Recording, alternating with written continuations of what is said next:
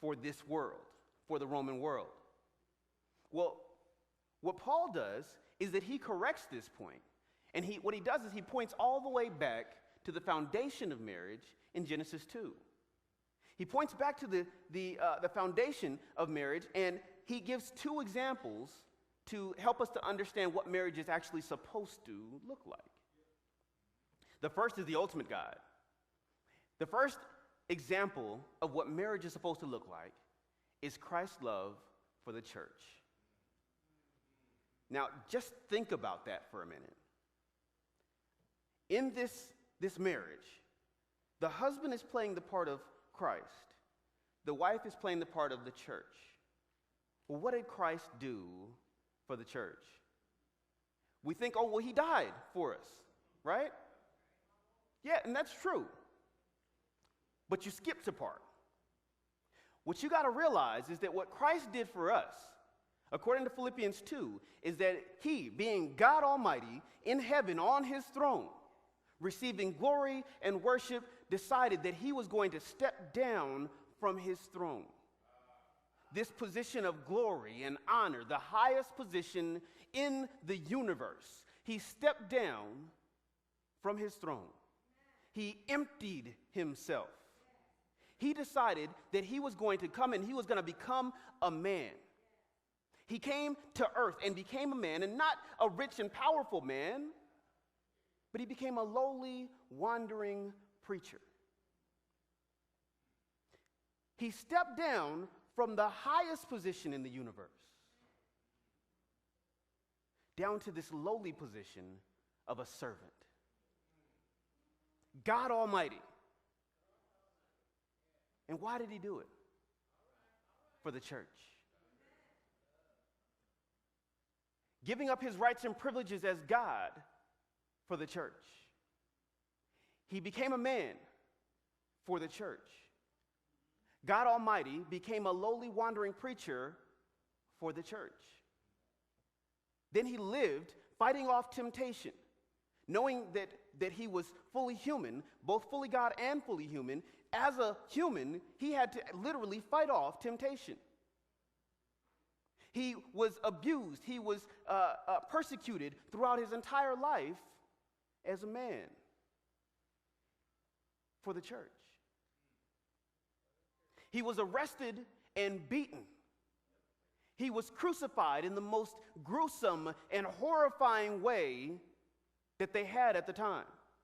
In a way that would, if you saw it, it would make you sick to your stomach. As he hung there on that cross, naked, bleeding, beaten, mocked for the church. Verse 26 and 27 tell us that he did all of that for the church. And then Paul tells us, husbands, love your wife like that. That's rough. Wives, I know you're happy that you get to be in the position of submission now.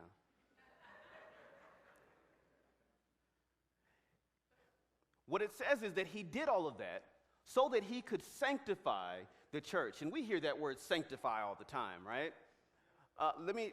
For those of you who are not the Bible scholars who know what sanctify means, let me help you to understand it. It means to be made holy. Sanctification, you hear that same beginning, you hear that same root in the word saint or sanctuary. All of these are holy terms. A saint is one of the holy people of God. The sanctuary is the holy place of God. Sanctification is God taking his people and making them holy, set apart from the rest of the world, different than everybody else. He did all of that to make us holy, to bring us into this relationship with him, where we would stand as his bride. And you know what I love is the way that Paul says this. It says that he cleanses us with his word. He washes us with the word to prepare us to be united with him. Christ washed us with his word. understand, again, we talked about at the beginning how powerful this word is. This word is living and active. What it does is if you let it, it will take control of your life and it'll make you clean. He gave us this word so that he could make us clean, not so that we could make ourselves clean. I want you to get that. Look at the passage and you see that it's not that the church made itself clean. It's not that Christ died so that we would have an opportunity to clean ourselves up. The church is passive in this action, and Christ is the active one, dying, sanctifying the church, cleansing the church by the washing of water with the word, so that he could present the church to himself. Look, we're the bride of Christ, but we don't even get to walk down the aisle. He presents us to himself in splendor. Look, what Paul is telling us is that this, husbands, is your guideline. Christ died so that the church could be everything that God purposed it to be. Husbands, we have to die to make sure that our wives are everything that God has purposed them to be. That's a tough order to fill. It's a tough order to fill. It's a lot easier to just take a bullet.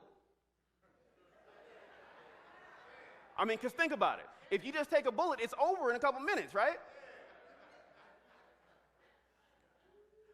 But the guideline that God has given us, the guideline that he told Paul to tell us to follow is this. Look, live every moment of your life dying for that woman.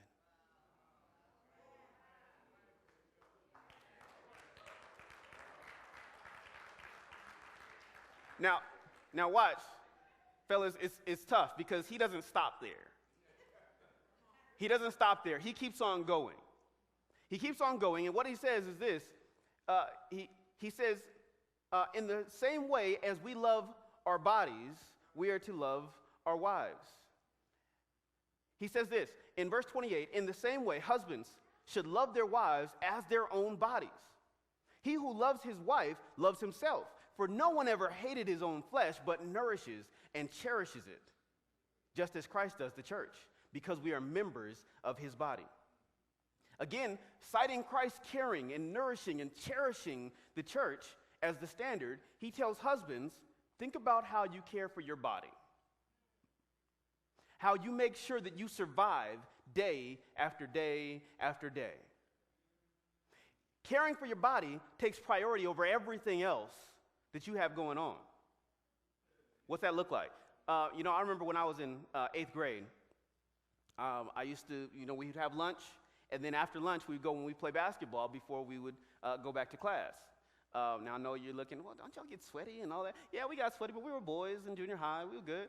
But what we would do is we'd go up to the court, and we'd play a couple of games, right?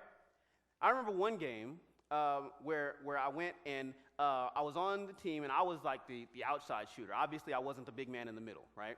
But what I was the outside shooter. I had a cool little jumper, right? I was always trying to be like my favorite player at the time, a member of our church, Brother Saul Miller, Deacon Saul Miller's son, Reggie Miller. I was always trying to be like Reggie, and people want me on their team because I'd be wearing my Reggie jersey, right? I'd get out there and shoot them threes, right? I was pretty good. I was pretty decent. I remember one time we got out there on the court, and we were playing the game, and I don't remember who was winning, but I remember that I forgot that I was trying to be like Reggie. And instead, I kind of turned my Michael Jordan on, right? And so I dribbled, I got to the free throw line, I jumped, and I dunked it. Like, I believe I can fly. No, that didn't happen. No. But what did happen was I went to the inside for a layup, right? And as I went for that layup, I got fouled. And I came down on the side of my foot. Now, you're supposed to come down on the bottom of your foot, right? right? Okay, you understand that. I came down on the side of my foot, and man, did it hurt. Now, do you think that I continued to care about the rest of that game?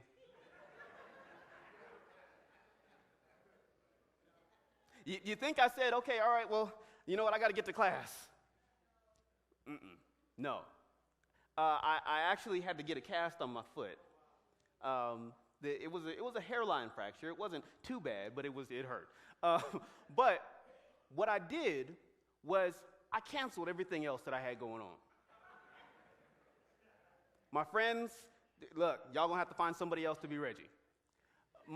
Look, the game is over. Like, y'all play or not, I'm going this way. I didn't go to class. I didn't care about my friend. I didn't care about anything but fixing that ankle. Why? Because it's a member of my body.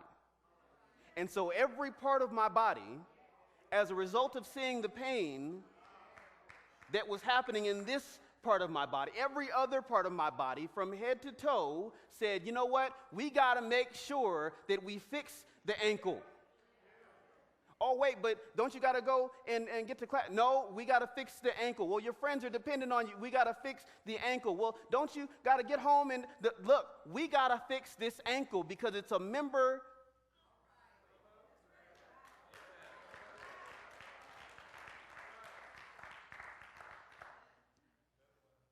What Paul tells us is that our wives are members